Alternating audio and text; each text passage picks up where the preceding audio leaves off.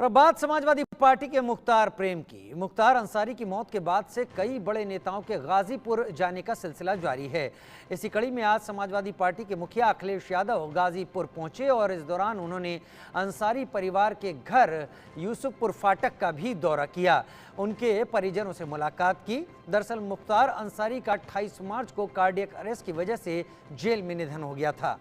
आपको बताएं कि मुख्तार के बड़े भाई बीएसपी सांसद अफजाल अंसारी गाजीपुर को सपा से यहां पर उम्मीदवार बनाया था। अभी हाल ही में सपा नेता धर्मेंद्र यादव ने भी अंसारी परिवार पहुंचकर संवेदनाएं व्यक्त की थी। मैं परिवार के सभी सदस्यों से मिला हूं और इस दुख की घड़ी में मैं परिवार के सदस्यों से मिलकर के जा रहा हूं, परिवार का दुख बांटने। और जो घटना हुई है वो शॉकिंग थी सबके लिए, पूरे परिवार के लिए और आम जनता के लिए।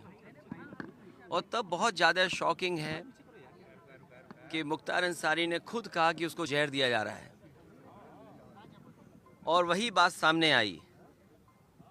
हमें उम्मीद है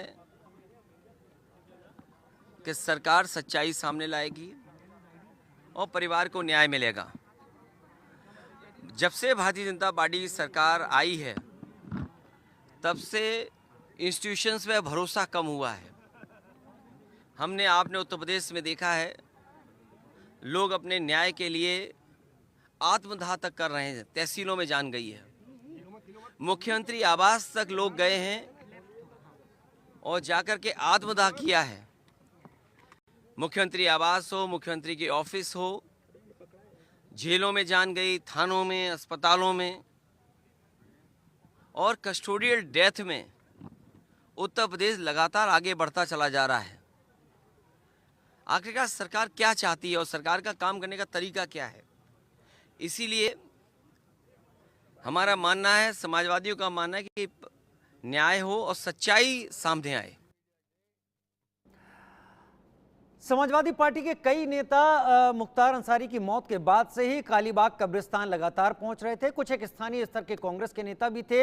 इस बीच अब अखिलेश यादव भी वहां पर पहुंचे। मेरे साथ आलोक मेहता सर, हमारे एडिटोरियल डायरेक्टर, इस वक्त जुड़ रहे हैं। मेरे साथ हिमांशु भट्ट जी वरिष्ठ पत्रकार के तौर पर जुड़ रहे हैं। प्रोफेसर मनोज कुमार मेरे साथ राजनीतिक विश्लेषक के तौर पर जुड़ रहे हैं। सबसे पहला सवाल आलोक सर, आपके जरिए समझना चाहेंगे, गाजीपुर, मोहम्मदाबाद और खासतौर पर यूसुफपुर फाटक का वो इलाका, ये इलाका मुख्तार अंसारी जैसों को अपना मसीहा मानता है। इसके पीछे की कई वजह होती हैं, हो सकती हैं, लेकिन एक तरफ विकास दुबे जैसा एक कैरेक्टर है जिसकी मौत के बाद शायद उसके जनाजे में शामिल होने वाले इक्का दुक्का लोग थे, लेकिन यहां पर मुख्तार अंसारी को देखा जाए तो राजनीतिक दल यूं लाइन लगा रहे हैं जैसे कि मुख्तार अंसारी में उन्हें एक बड़ा वोट बैंक नजर आ रहा हो, अपराधी की छवि नहीं। वजह क्या है सर? देखिए राजीव जी, राजनीति में जो आज भी इलेक्शन कमिश्नर से जब बात करते हैं तो इस बात की मनाही है कि आप धर्म का इस्तेमाल न करें, कम्युनल कार्ड न खेला जाए, जाति कार्ड न खेला जाए। लेकिन ये दुर्भाग्य, जैसा आपने कहा, और खास करके जिनकी आपराधिक इतनी विवादास्पद नहीं, आपराधिक अदालत से उनको सजा मिली थी और उसके बाद जिस तरह की स्थितियां हुई, हार्ट अटैक होने पर भी यदि आप उस पर शंका करते हैं तो जुडिशियल जो भी जांच हो रही है, भरोसा तो आपको डॉक्टरों पर भी करना चाहिए, जो विश्वसनीयता का जब सवाल सरकार का आता है। लेकिन आपने बिल्कुल ठीक कहा कि जिस तरह से मृत्यु हुई उसके बाद शोक बनाने के लिए, तो देखिए ये सही है, जो डाकू हो उनके लिए समर्पण के समय में जो कोई ऐसा हो तो वो उससे समर्पण कर रहे हो। लेकिन ऐसी स्थिति में पहले आप ये कह सकते हैं दया का भाव, किसी का इलाज कराना हो तो उसको तिहाड़ जेल हो या यूपी का कोई जेल हो, उसकी सहायता चिकित्सा की, उसको जहां तक मृत्युदंड तो मिला नहीं है, आजीवन कारावास 20 साल सजा मिली। उसके बाद यदि किसी को हार्ट का प्रॉब्लम होता है, हार्ट का प्रॉब्लम होने पर शंका किसी को भी, अपने परिवार के किसी सदस्य की मृत्यु होती है तो पूरा मोहल्ला कहता है पता नहीं कोई और तो नहीं हो गया होगा, कुछ और तो नहीं खाया गया, कोई खिला तो नहीं दिया होगा। हमारे यहाँ जो अंधविश्वास या दूसरा कहें कि परिवारों में भी आपस में आपत्ति होती है। तो लेकिन अखिलेश जी जैसे सीजन्ड मुख्यमंत्री रह चुके नेता ये कह रहे हैं कि उनके परिवार के लोग आज भी राजनीति में उनको टिकट मिल रहा है, इसलिए हम उनको दोषी नहीं मान रहे हैं जो चुनाव लड़ रहे हैं, वो तो अदालत तय करती है कि कौन जिम्मेदार है, कौन चुनाव लड़ सकता है, नहीं लड़ सकता है, चुनाव आयोग तय करता है।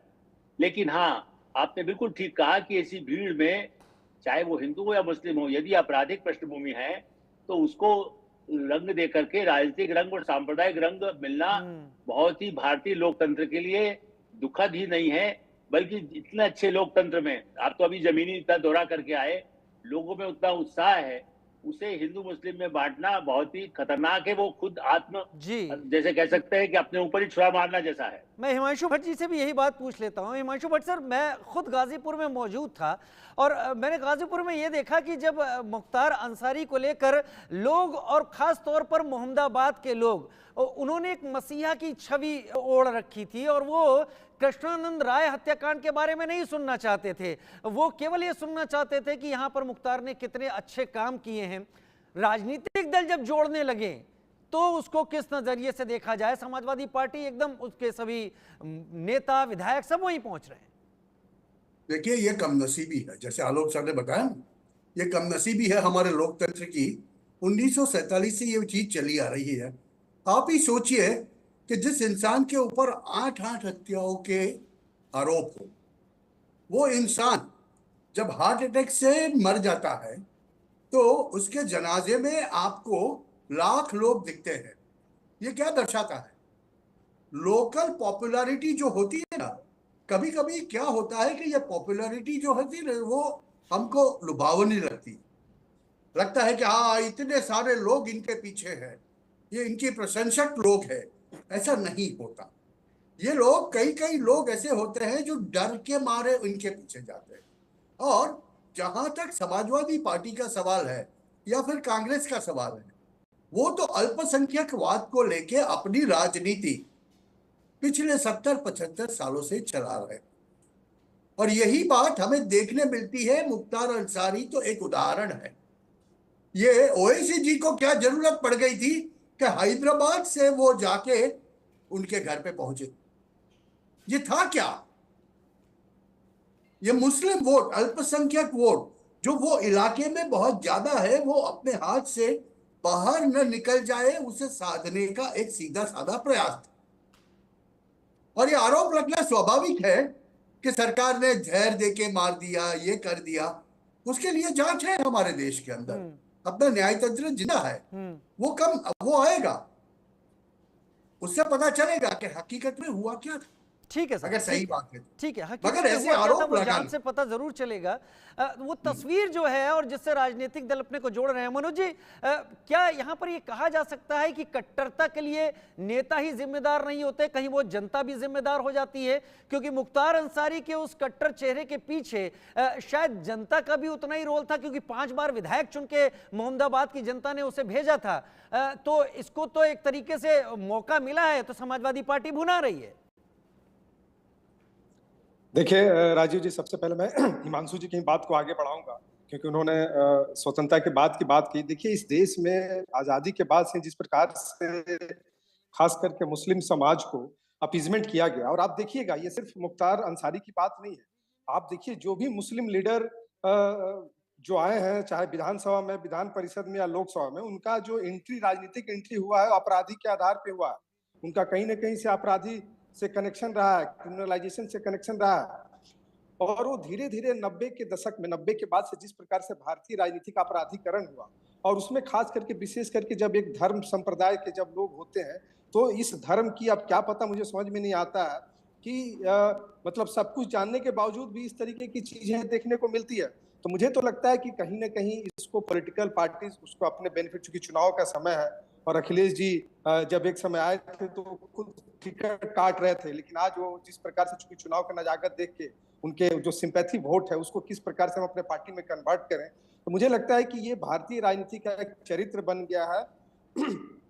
उसमें जो सबसे इंपॉर्टेंट ये है कि आज इस देश की जनता को समझना होगा कि ठीक है, घटनाएं घटती हैं, लेकिन किसी भी व्यक्ति की पृष्ठभूमि क्या है, वो डर के साथ जा रहा है, लेकिन एक रिलीजियस आधार पे, एक माइनॉरिटीज के आधार पे अगर आप देखेंगे तो कॉन्स्टिट्यूशन में जो माइनॉरिटी वर्ड दिया गया, तो माइनॉरिटी सिर्फ मुस्लिम के लिए नहीं दिया गया, माइनॉरिटी बहुत सारे लोग हैं। लेकिन यहाँ पे आप देखेंगे तो एक खास तरह का, चाहे शहाबुद्दीन की बात कर लीजिए सिवान में, तस्लीमुद्दीन की बात कर लीजिए बिहार में, यहाँ पे आप मुख्तार इसके पहले अतीक अहमद की जो जिस प्रकार से उनकी जो राजनीतिक एंट्री थी, अभी इन अंसारी जी की देख ली, तो मुझे लगता है कि अगर पूरे आप नॉर्थ इंडिया को देखेंगे तो कहीं ना कहीं एक वोट बैंक के रूप में पॉलिटिकल पार्टीज इनको यूज करती हैं। पहले कांग्रेस ने किया और आज रीजनल पार्टी जो भी जिस स्टेट में, बिहार में आरजेडी है, उत्तर प्रदेश में समाजवादी पार्टी बीएसपी है, तो मुझे लगता है कि इसी चीज को ध्यान में रख के ये लोग इस तरीके का मतलब क्वेश्चन खड़ा आपके जवाब करता से है एक बड़ा सवाल भी उपजता है कि राजीव वोट जी। बैंक के तौर पर पॉलिटिकल पार्टी ने इस्तेमाल करती है, तो सवाल ये कि इतना बड़ा समाज खुद को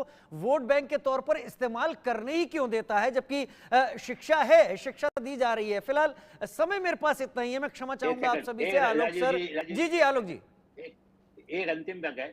देखिए, अभी जो कहा गया, परमवीर जी इतना संशोधन करिए कि सारे ऐसे नहीं थे। सिकंदर बख्त और ऐसे कई नेता है, मुख्तार अब्बास नकवी जो बने, ऐसे कई मुस्लिम नेता आए हैं, कांग्रेस में भी आए हैं। मैं शाहनवाज हुसैन और सलमान खुर्शीद का भी नाम जोड़ूंगा, क्षमा चाहूंगा जगह रोक नहीं पाया। तो इसलिए सारे लोग ऐसे नहीं है जो गड़बड़ है कि मुसलमान नेता बन गए, सब गड़बड़ थे। जी हाँ, आप सही कह रहे हैं। यहाँ पर बहुत सारे ऐसे भी हैं जिन्होंने